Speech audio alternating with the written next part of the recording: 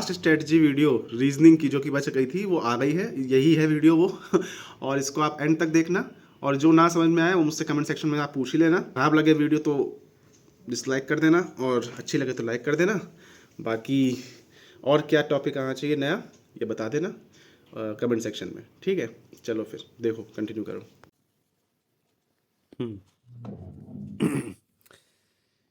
तो भाई इतनी लेट वीडियो आई है तो अब थोड़ा सा जल्दी जल्दी आज मैं ख़त्म करके रीजनिंग का ये टॉपिक और उसके बाद फिर अपना फ्यूचर प्लान बताऊंगा, ठीक है। जल्दी जल्दी नहीं, एकदम डिटेल में समझाएंगे अच्छे से मैंने कैसे तैयारी करी और आप कैसे इससे फ़ायदा ले सकते हो। थोड़ा बहुत इससे आप जान लोगे, ठीक है।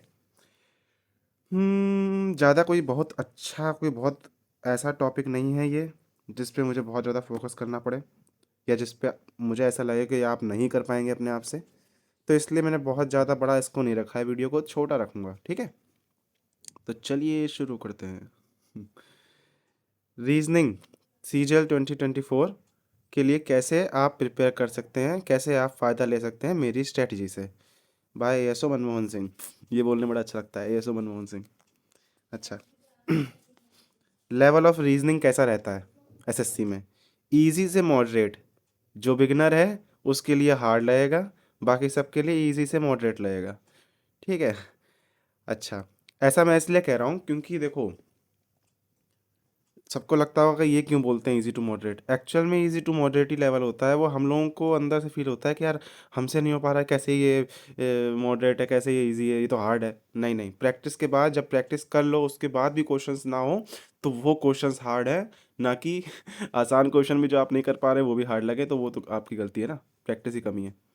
चलो भाई, टाइम मैंने कितना दिया, ये मेरा टाइम है कि मैंने इतना इतना टाइम दिया था अपने प्री के समय में। देखो, आफ्टर कंप्लीटिंग मैथ्स, मैथ खत्म करने के बाद मैंने 1 घंटा रोज़ देना शुरू किया, लेकिन ड्यूरिंग सिलेबस जब सिलेबस खत्म कर रहा था ना मैं, तब मैंने 30-45 मिनट इसके आसपास ही टाइम दिया, ज़्यादा टाइम नहीं दिया।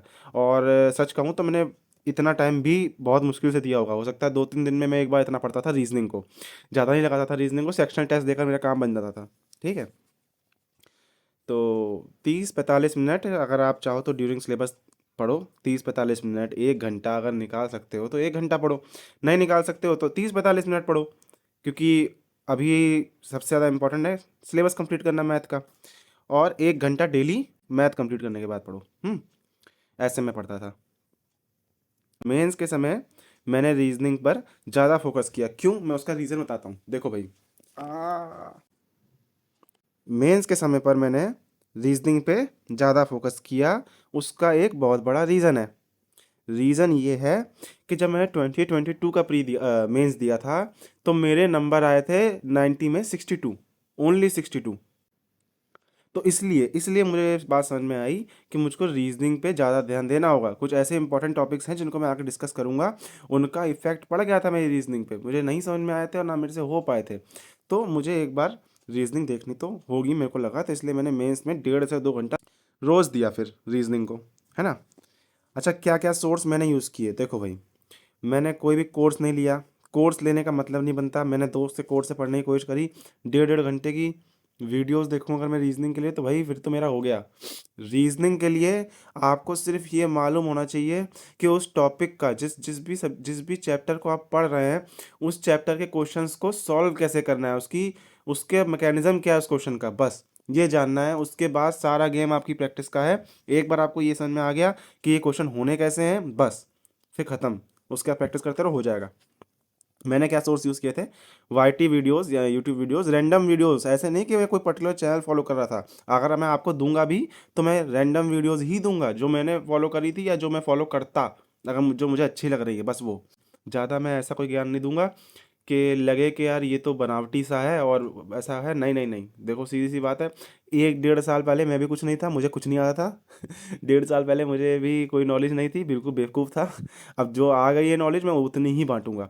और हाँ, किसी को अगर मेरी बातें ये ख़राब लगती हों या बचकानी लगती हैं, जैसी भी लगती हों, तो भाई सॉरी, मैं कुछ नहीं कर सकता, मैं तो यही बताऊंगा जो मुझे आता है, ठीक है। तो यूट्यूब वीडियो से रैंडमली पढ़ता था और बेसिक कॉन्सेप्ट्स को मैंने उसी से क्लियर किया। बेसिक कॉन्सेप्ट बोले तो वही मैकेनिज्म कि कैसे इसको सॉल्व करना है। फॉर एग्जांपल कि जो नंबर सीरीज आ गई एकदम से, लिख के आ गए कई सारे नंबर्स, हैं, 2, 8, 16 ऐसा करके लिख के आ रहा है और उसका क्वेश्चन मार्क। अब ये है क्या पैटर्न, ये हो क्या रहा है, मुझे ये नहीं समझ में आ रहा ना, ये हो क्या रहा है। अगर मैं बिगिनर हूँ तो मुझे यूट्यूब वीडियो से देख के मालूम चलेगा कि ये जो है एक सीरीज फॉलो कर रहा है, 2 का रिलेशन 8 से, 8 का रिलेशन 16 से, 16 का रिलेशन आगे वाले से, और ये किस तरीके से इस तरीके से आगे बढ़ रहा है। ये बस जो मैकेनिज्म है ये मुझको जानना है, बाकी सब प्रैक्टिस से ना। और जो क्वेश्चन मैं सॉल्व नहीं कर पाऊंगा उनका आंसर देख करके ऐसे ही समझ में आएगा, और कोई तरीका नहीं है, और इससे बेटर तरीका भी नहीं है। दुनिया भर घूमते रहोगे ट्रिक्स के लिए, ये वो कोई फ़ायदा नहीं। यूट्यूब वीडियोस देखो, कॉन्सेप्ट समझ में आया, प्रैक्टिस करो।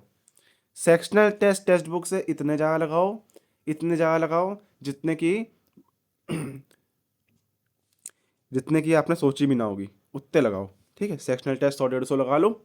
रोज 1-2 सेक्शनल टेस्ट भी अगर लगाओगे after completing the syllabus. Syllabus पहले करना है, कहाँ गया ये रहा, ये सिलेबस खत्म करना है पहले, उसके बाद सेक्शनल टेस्ट लगाना। आराम से भी टाइम है यार, बहुत टाइम है इनिश, लेकिन हाँ मतलब सिलेबस खत्म करने में जल्दी देरी मत करो, उसे जल्दी जल्दी खत्म करना है अच्छे से समझ समझ के।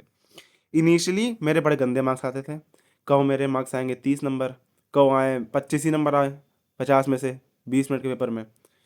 तो कहो क्या पता 20 मिनट में मैं पूरे क्वेश्चन, जब मेरे अच्छे कॉन्सेप्ट हो गए तो 20 मिनट में मैं पूरे क्वेश्चन ही नहीं कर पा रहा हूँ, 25 के 25, मेरी स्पीड ही नहीं बन पा रही। जहाँ मुझे मैथ में 25 मिनट लेने थे, मैं वहाँ रीजनिंग में 22-23 मिनट ले रहा हूँ, तो कैसे पेपर होगा।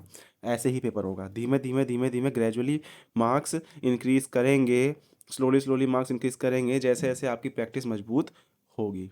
अच्छा, पी वाई क्यूज़ भी लगाए थे मैंने, ऐसा नहीं है कि पी वाई क्यूज़ नहीं लगाए थे। जिन टॉपिक्स में मेरे को दिक्कत आई सिर्फ उन टॉपिक्स में मैंने पी वाई क्यूज़ लगाए थे, वो मैं अभी पिछले अगली स्लाइड में बता दूंगा। स्लाइड क्या, पेपर में बताऊंगा। सीजीएल और सीएचएसएल के लगाए थे 3 साल के बस, ठीक है। और ज़्यादा पीछे जाने की जरूरत नहीं है, बहुत हार्ड रीजनिंग आएगी भी तो वो आपकी सेक्शनल टेस्ट लगाने से और क्या कहते हैं बाकी नए नए मॉक लगाने से इन सब से कवर हो जाएगी। बहुत ज़्यादा हार्ड रीजनिंग आएगी, वैसे भी एग्ज़ाम में 25 क्वेश्चन अगर आ रहे हैं तो उसमें 22 क्वेश्चन, उसमें उसमें उसमें उसमें 22 क्वेश्चन बहुत ही हलवे आते हैं, बहुत ही आसान आते हैं, हर कोई कर लेगा। अगर आपने उसमें गलती कर दी तो आप वैसे ही रेस से भाग जाओगे। मेरी तरीके का मत करना, बहुत सिली मिस्टेक करता हूँ। और बाकी के जो 3 क्वेश्चंस हैं वो थोड़े अच्छे लेवल के आते हैं। वो जो अच्छे लेवल के आते भी है ना तो बहुत टफ नहीं होते, वो हमको ही नहीं समझ में आते हैं। कुछ टॉपिक के होते हैं जो मतलब उल जलूल से क्वेश्चन होते हैं, बाकी सबके अच्छे क्वेश्चन आते हैं, आप कर सकते हैं उससे प्रैक्टिस से। रिवीजन बुकलेट बनानी है, जिन अच्छे क्वेश्चनों की मैं बात कर रहा हूँ ना अभी, उन अच्छे क्वेश्चनों को जो आपसे नहीं हो रहे हैं पहली बार में भी, दूसरी बार में भी, जो सीजीएल 2023 के प्री में भी आए थे, जो 2021-2022 में भी आए थे, उनको आप अच्छे से मोस्ट इंपॉर्टेंट क्वेश्चन को, टफ क्वेश्चंस को अच्छे से नोट कर लोगे किताब में विद सॉल्यूशन।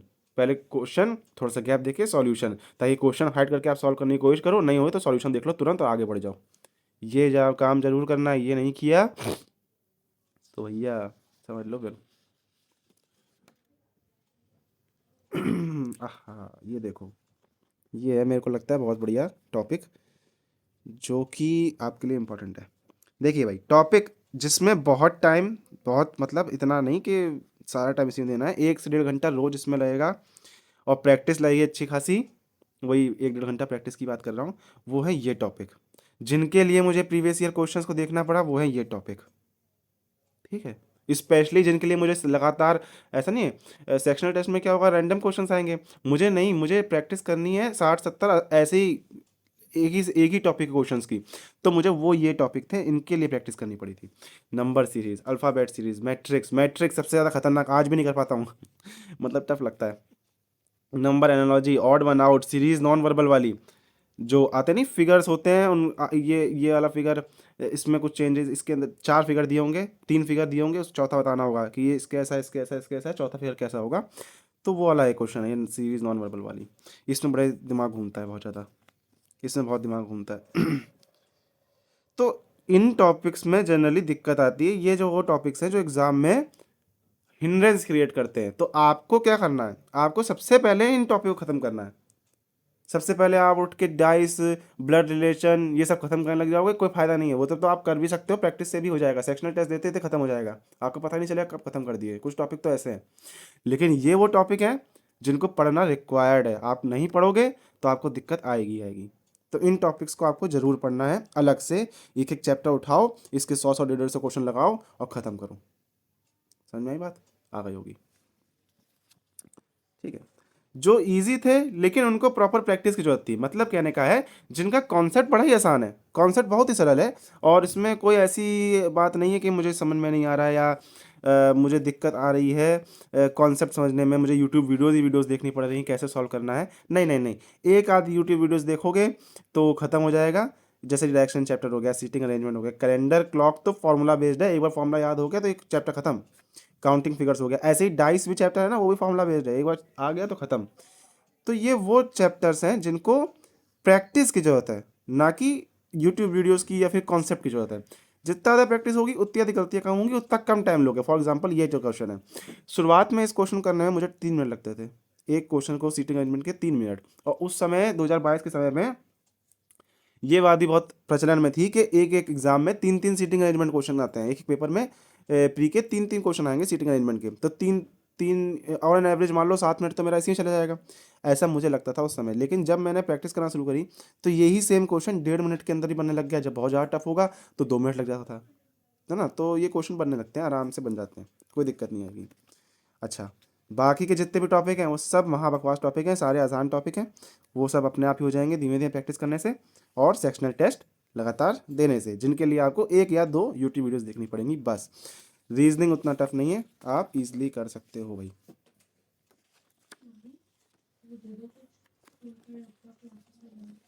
मेंस का टॉपिक, अरे यार, मेंस के लिए इंपॉर्टेंट टॉपिक्स कौन कौन से हैं जिनको आपको अच्छे से पढ़ना पड़ेगा, जिसमें मुझे दिक्कत आएगी। देखो, statement and conclusion, statement and assumption, statement and argument, statement and way of action, data sufficiency. In topics को आप ध्यान सुनना, बुक से ही खत्म करोगे, कहीं और से खत्म नहीं करोगे। एक बुक आती है RS अग्रवाल, बैंकिंग की बुक है वो। फोन कहाँ रखा है?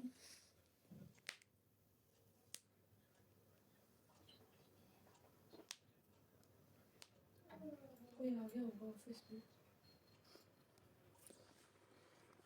इन टॉपिक्स को आप RS अग्रवाल बुक से ही ख़त्म करेंगे, जो बैंकिंग की बुक है, और बाकी मतलब कंबाइंड बुक है वो, उसमें सारे उस बुक में सारे टॉपिक्स हैं। या तो आप RS अग्रवाल बुक की PDF से ख़त्म कर लीजिए, या तो आप RS अग्रवाल बुक की PDF से कर लीजिए, या तो आप कहीं से जुगाड़ कर लीजिए, खरीदना मत। लाइब्रेरी में दोस्त दोस्त बहुत सारे होंगे, उनके पास किसी ना किसी के पास बुक होगी RS अग्रवाल की रीजनिंग की, उससे ये टॉपिक्स को निपटा दीजिएगा। इंपॉर्टेंट है ये, ऐसे नहीं आते, इस पर बहुत प्रैक्टिस करनी पड़ती है। तो यही वो टॉपिक है जिसमें मैंने मेंस में जो 1.5 से 2 घंटा प्रैक्टिस करने की बात कर रहा था ना, वो इन्हीं टॉपिक्स के लिए कर रहा था। दिमाग खराब होता है इन टॉपिक्स में। पिछली बार जो मेरे 62 नंबर आए उसमें ये सारे टॉपिक गलत हो गए थे, जितने 2 3 क्वेश्चन आए थे ना वो सब गलत हो गए थे। अच्छा, रही बात ये एनालॉजी की, जिसके अंदर क्या कहते हैं, करेंसी पूछ लेता है कभी, वो क्या पूछ लेता है, जानवरों के नाम, उनके बच्चों के नाम, कुछ भी पूछ लेता है ना एनालॉजी में। तो वो एनालॉजी की आप 10 मिनट रोज़ प्रैक्टिस कर लो, बेटर रहेगा। अभी नहीं, थोड़े टाइम बाद कर लेना, या फिर सेक्शनल टेस्ट दे दे के भी काफ़ी काम बन जाता है, बहुत आसान आने लग गई है आजकल एनालॉजी।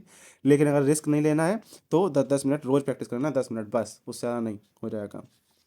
सबसे इंपॉर्टेंट चीज़ अब आ गई, do not waste your time in this subject. इस सब्जेक्ट में आप अपना टाइम वेस्ट मत करो, बिल्कुल भी टाइम वेस्ट मत करो। जब तक सिलेबस ख़त्म नहीं हुआ है तब तक इस सब्जेक्ट को आप मिनिमम टाइम दीजिए, इसका कोई फ़ायदा नहीं है, अपने आप ठीक हो जाती है धीमे धीमे। रीजनिंग में मेरे को नहीं लगता किसी को दिक्कत आती होगी या जिसको कोर्स लेना पड़ता होगा वो शुरुआती इनिशियल स्टेज में ही डर के मारे कोर्स ले लेता होगा, वरना इसमें कोर्स लेने की जरूरत नहीं है, ये अपने आप ही ख़त्म हो जाती है धीमे धीमे प्रैक्टिस से। It requires minimum time. और अगर आप सिर्फ सेक्शनल टेस्ट भी दे रहे हैं ना और चैप्टर टेस्ट को भी थोड़ी लगा रहे हैं समझ समझ के, तो भी आपका मार्क्स बड़े अच्छे आएंगे। इवन मैं तो कहता हूँ फुल में फुल स्कोर करोगे, सिर्फ अगर सेक्शनल टेस्ट दबा के लगा रहे हो तो 100 150 लगा लोगे, खत्म। ये फिर कुछ है नहीं, ये सब जो फालतू की स्ट्रेटजी है ना कोई मतलब नहीं बनता इसका। एनीवेज, यही पूरा था आज का टॉपिक। अगर ठीक लगा हो तो लाइक कर दो भैया, नहीं लगा हो तो डिसलाइक कर दो।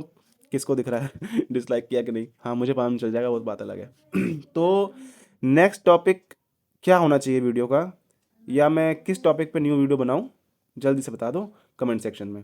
और यदि वीडियो पसंद नहीं आई हो और बेकार लग रही हो तो कमेंट भी कर देना। चलो भाई, बाय बाय।